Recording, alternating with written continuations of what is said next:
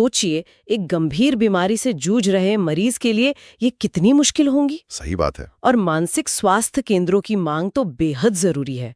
दुर्लभ बीमारी का पता चलना, उसका लंबा इलाज, भविष्य की अनिश्चितता, सामाजिक दिक्कतें, ये सब पूरे परिवार पर भारी मानसिक दबाव डालते हैं। हाँ, पूरा परिवार प्रभावित होता है। बिल्कुल।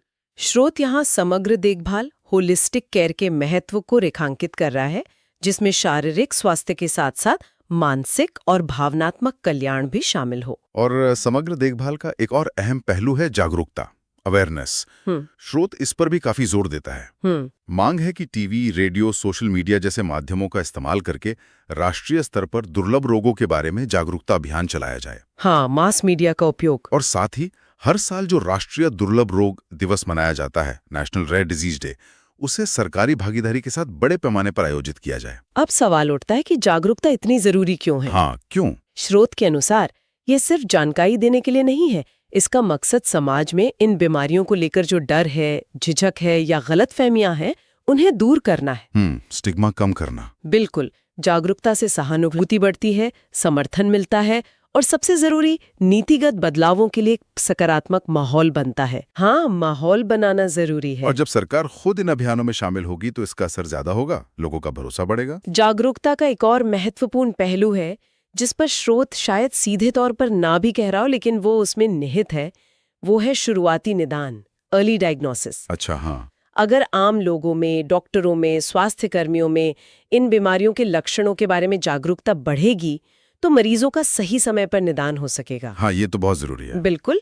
कई दुर्लभ बीमारियों में अगर जल्दी पता चल जाए तो सही प्रबंधन से जीवन की गुणवत्ता बेहतर हो सकती है और कुछ मामलों में बीमारी को बढ़ने से रोका भी जा सकता है। तो जागरूकता सिर्फ सामाजिक कलंक मिटाने के लिए नहीं, बल्कि बेहतर स्वास्थ्य परिणामों के लिए भी जरूरी है। तो ये थी वो तमाम मांगें जो ये स्रोत सरकार के सामने रखता है। लेकिन दिलचस्प बात यह है कि ये दस्तावेज सिर्फ सरकार से उम्मीदें लगाकर नहीं बैठता। अच्छा। हाँ, ये मरीजों, उनके परिवारों और समुदायों को भी जिम्मेदारी लेने और सक्रिय होने का आह्वान करता है। मतलब कम्युनिटी एक्शन। बिल्कुल। तो अब देखते हैं कि स्रोत के मुताबिक ये लोग खुद क्या कर सकते हैं। सबसे पहली और सबसे जरूरी बात कही गई है एकजुट होने की। हाँ, एकता में शक्ति। बिल्कुल। हर राज्य में मरीजों और उनके परिवारों के एसोसिएशन या सहायता समूह, सपोर्ट ग्रुप्स बनाने पर जोर दिया गया है। ये समूह न सिर्फ एक दूसरे को हिम्मत और भावनात्मक सहारा देते हैं, बल्कि मिलकर अपनी आवाज उठाते हैं तो वो ज्यादा असरदार होती है। सही बात है। इसके अलावा सोशल मीडिया का इस्तेमाल करने की सलाह दी गई है। हैशटैग मस्कुलर डिस्ट्रॉफी अवेयरनेस या राइट टू ट्रीटमेंट जैसे हैशटैग का इस्तेमाल करके अपनी बात ज्यादा लोगों तक पहुंचाना और समर्थन जुटाना। ये एकजुटता का आह्वान बहुत शक्तिशाली है। देखिए, दुर्लभ बीमारियों में अक्सर मरीज और परिवार खुद को बहुत अकेला महसूस करते हैं। हाँ, आइसोलेटेड फील करते होंगे। बिल्कुल। उन्हें लगता है कि इनकी समस्या समझने वाला कोई नहीं है। ऐसे में ये सहायता समूह एक समुदाय का, एक कम्युनिटी का एहसास कराते हैं। और जब ये समूह मिलकर आवाज उठाते हैं तो उनकी संख्या एक बल बनती है जो नीति निर्माताओं पर दबाव बनाने में काम आती है। Collective voice. बिल्कुल। और सोशल मीडिया तो आज के दौर में अपनी बात रखने और लोगों को जोड़ने का एक बहुत बड़ा मंच है, जिसका सही इस्तेमाल वाकई बहुत फर्क ला सकता है। एकजुट होने के बाद अगला कदम है सरकार तक अपनी बात सीधे पहुंचाना। Direct action. हाँ, स्रोत कहता है कि स्वास्थ्य मंत्री, मुख्यमंत्री, प्रधानमंत्री कार्यालय, इन सभी को चिट्ठियां लिखें, ईमेल भेजें, याचिकाएं दायर करें। अपनी समस्याओं और मांगों को सीधे उन लोगों तक पहुंचाया जाए जो फैसले लेते हैं। सीधे अधिकारियों तक। और सिर्फ मांगे रखना ही काफी नहीं है, जवाबदेही भी मांगनी होगी, अकाउंटेबिलिटी। हाँ, ये जरूरी है। इसके लिए स्रोत आरटीआई यानी सूचना का अधिकार कानून का इस्तेमाल करने की सलाह देता है। अच्छा, आरटीआई का इस्तेमाल। हाँ, आरटीआई के जरिए ये पूछा जा सकता है कि भाई दुर्लभ रोगों के लिए कितना बजट आवंटित हुआ, नीतियां क्यों लागू नहीं हो रही, वगैरह वगैरह। इससे व्यवस्था में पारदर्शिता आती है और अधिकारियों पर काम करने का दबाव बनता है। ये सीधे संवाद और आरटीआई जैसे साधनों का उपयोग, ये नागरिक सक्रियता के बहुत महत्वपूर्ण पहलू हैं। हाँ, ये दिखाता है कि लोग अब सिर्फ लाभार्थी बनकर इंतजार नहीं करना चाहते, बल्कि अपने अधिकारों के प्रति सजग हैं और व्यवस्था से सवाल पूछने को तैयार हैं। Active citizenship. बिल्कुल। ये लोकतंत्र में नागरिकों की भागीदारी को मजबूत करता है, खासकर दुर्लभ रोगों जैसे उपेक्षित मुद्दों पर, जहां जानकारी और पारदर्शिता की अक्सर कमी होती है, आरटीआई एक बहुत शक्तिशाली औजार साबित हो सकता है। और जब चिट्ठियों और आरटीआई से भी बात ना बने तो स्रोत विरोध प्रदर्शन और जागरूकता आंदोलनों का रास्ता अपनाने का भी सुझाव देता है। अच्छा, प्रोटेस्ट्स। हाँ, इसमें शांतिपूर्ण धरने हो सकते हैं, मौन जुलूस या सार्वजनिक रैलियां आयोजित करना शामिल हो सकता है, ताकि सरकार और समाज का ध्यान इस मुद्दे की ओर खींचा जा सके।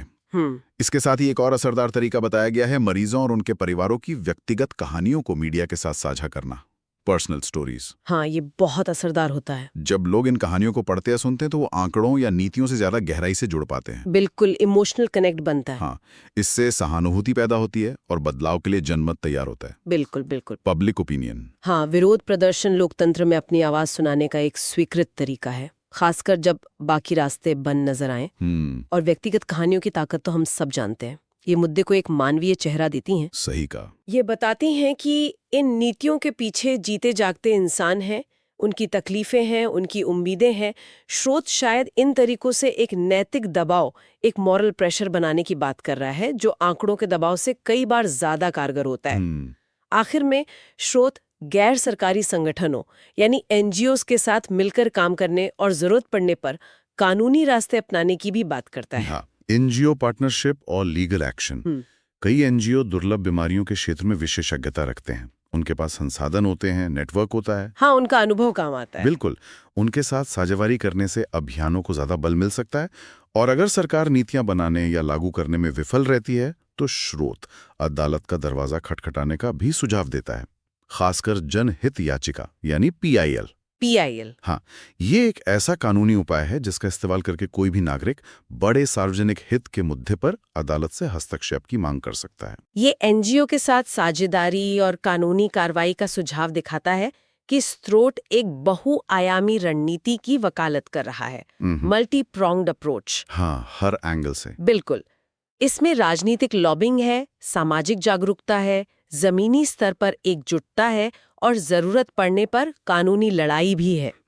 ये एक व्यापक दृष्टिकोण है जो मानता है कि बदलाव लाने के लिए हर संभव रास्ते का इस्तेमाल करना होगा।